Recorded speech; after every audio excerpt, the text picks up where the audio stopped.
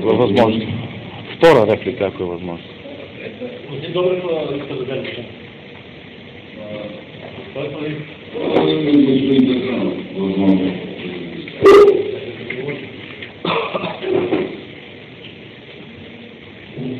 Първата ми реплика е свързана с това, към кого се обърнат тия хора, които бяха преди малко тук и които са отдали години живот и работа на община Оряхово. Включително и доктор Гудов. Да, ясно. Да, за кого да се обърнат. Благодаря.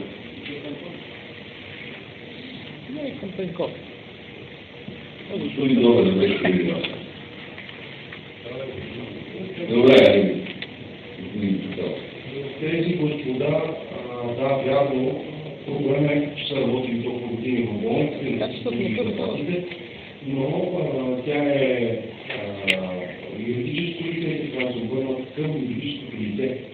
Да си търсят заплатите от юридическото лице. Никой не ги бил по глава да работят години наред, без да си получават заплатите и без да са завели искове за това.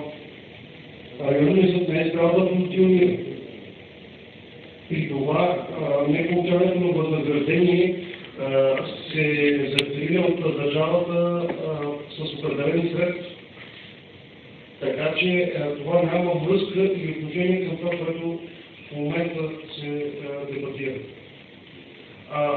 Като наредител на различни видове плащания и управител на финансите на общината, логично е той носи отговорност и тази отговорност трябва да бъде изразена обратно със съответното възнаграждение. Нали, колко милиона е общо бюджета и как се харчи? Логично е, че когато не получава